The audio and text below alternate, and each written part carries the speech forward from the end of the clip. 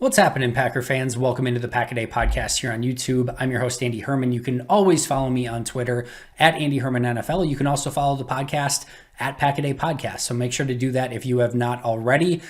Thank you for taking some time out of your day to join me. It is Saturday. I hope you're enjoying your weekend. And today my main topic is going to be the positions that I feel that Green Bay needs to address prior to the NFL draft. Of course, that means via free agency, maybe via a trade, but ideally they would address it prior to the draft so you don't have to go into the draft thinking that you have to address a specific position. I'm going to get into those two positions in just a moment, but before I do so, some small news. Tyler Ervin, the Packers running back slash wide receiver slash kick returner slash punt returner slash injured Packer for the majority of last season, made a visit with the Buffalo Bills on Friday. So some interest there. Definitely felt like somebody that you could have seen back in Green Bay on a vet minimum type of deal. They don't exactly have a kicker punt returner on the roster. They don't exactly have a player like Tyler Ervin on the roster. Somebody that can be that gadget type player, line up in the slot, line up as a running back. And frankly, I thought his game against the 49ers at running back was pretty darn impressive. I think we've seen him become a better receiver. I know he's not a quote unquote receiver out of the slot, but certainly shows some ability from that standpoint, and especially on some of the jet sweeps and things like that.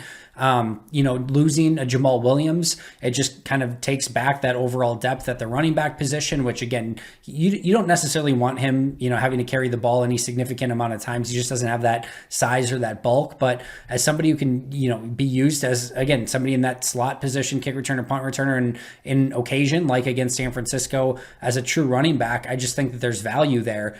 Obviously, Buffalo feels that way. They brought him in for a visit, and we'll see if something happens there. Certainly at this point does not close the door to a Tyler Ervin reunion in Green Bay to bring him back, but is interesting at least that he is taking free agent visits and just recently visited with the Buffalo Bills. So that will be something to keep an eye on, and it certainly opens up an opportunity if Ervin is gone for that somebody needs to step up and earn that kick and punt returner position, which has been basically seemingly a long-standing nightmare in Green Bay for seemingly forever now. But that will be a position that Green Bay needs to address, whether it is in free agency, the draft, maybe it is bringing back Tyler Ervin. But one interesting name from Friday that came up was Cordarrelle Patterson. And the big news here was that he was seen liking some posts that were linking him to Green Bay, liking some tweets. It was either tweets or on Instagram. I forget which one it was, but liking some social media interactions that suggested that he would be a good fit in Green Bay, which of course means he is destined to be a Green Bay Packer. Of course, that doesn't mean anything. Who knows? It's just that he liked the tweets or liked the Instagram posts, whatever. Doesn't necessarily mean that he is Green Bay bound, but it is an interesting player to kind of think about and how he would fit in Green Bay. Personally, he would be, to me, an upgrade over Tyler Ervin, somebody with a little bit more bulk and size that you can actually line up at wide receiver, who's actually played true wide receiver in the NFL. Definitely more of that gadget type player that you can line up at running back, wide receiver, kick returner. I think it is worth noting that he is not a punt returner, so even if you do bring him in, he is not going to be somebody that is backfielding punts. Basically, every team has avoided him doing that in his career. I don't know that you can be a Hall of Fame kick returner, but if such a thing did exist, he would certainly be in the conversation as a Hall of Fame kick returner. Devin Hester, just by the way, should get in the Hall of Fame for his returning as both a kick returner and punt returner and what he did in the NFL. No questions asked. I don't think that Cordarrelle is quite there because one, he just wasn't as good as Devin, and two, Devin did it as both a kick returner and punt returner and for such a long period of time. But I digress. Certainly would add a ton to the kick return room. And again, I think he can do what Tyler Ervin did at a bigger, better level. I also think he just brings a little bit more bulk and size to that position, which, again, if you have him lined up in the slot, if you have him lined up at running back, can just take a little bit more of a beating. Some downsides, he just turned 30, so it's not exactly like he's still young. Again, he doesn't return punts, so it doesn't necessarily solve that issue. If you brought back Tyler Ervin, he can be kick returner and punt returner. Cordarrelle's just going to return kicks. Only averaged 3.6 yards per carry on running attempts last season, and it was on 64 carries. So not exactly a small sample size. Like 64 carries is a lot for a gadget type player, and to average only 3.6 is a little bit concerning. And he only averaged 6.3 yards on 21 receptions as well. So, not averaging much over 4 yards per touch overall this past season. Now, it is with Chicago. Everything was compact on that offense because neither Nick Foles nor Mitch Trubisky were really challenging any defenses downfield.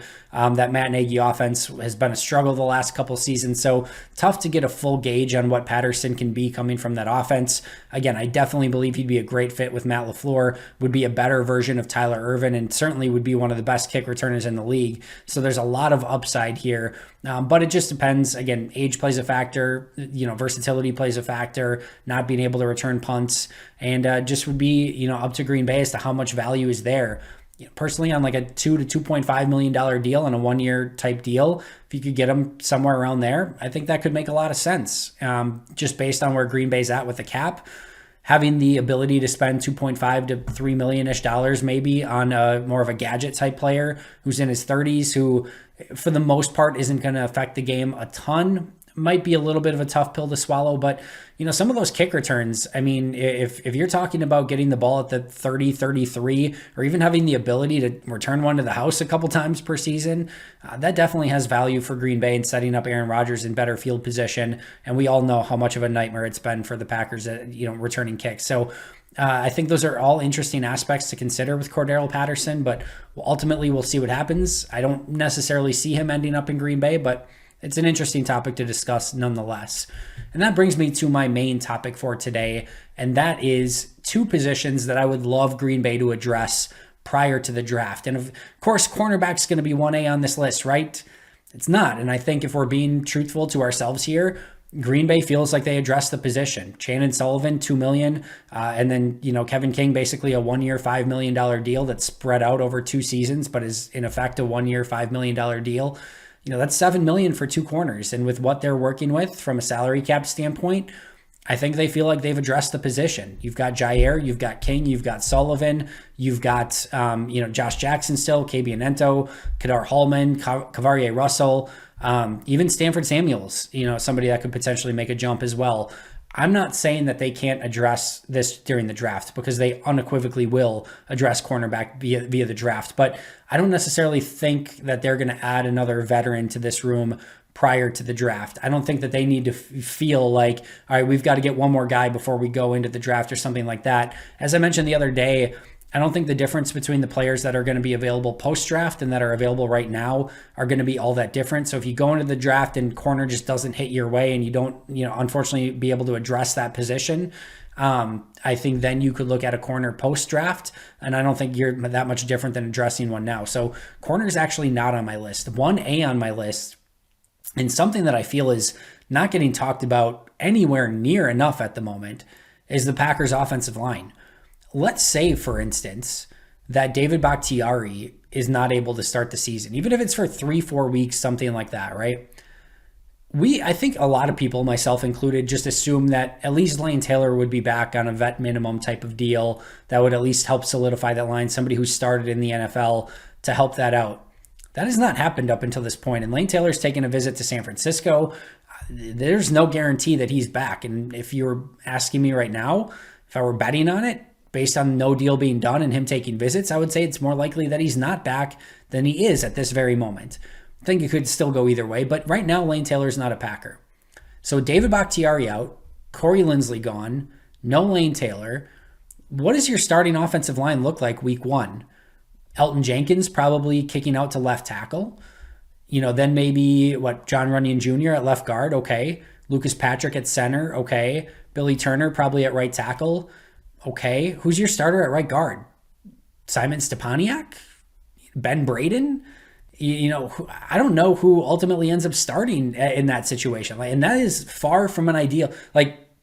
If your offensive line was one of your strengths last season, and now you're kicking off the season with Jenkins probably slightly out of position, and then John Runyon Jr. and Simon Stepaniak as your starting guards with Lucas Patrick at center. I mean, your interior is massively down from a season ago. Turner can hang at right tackle, but it's not like he's one of the best right tackles in football. You're getting by at tackle, and you are massively undermanned inside, at least to begin the season. So there's major concern there. And then, oh, by the way, should anything happen to any of those 5, again, who's next up? So either Stepaniak or Braden, whatever one's not the starters, your next guy up, and then it's Yash Nijman.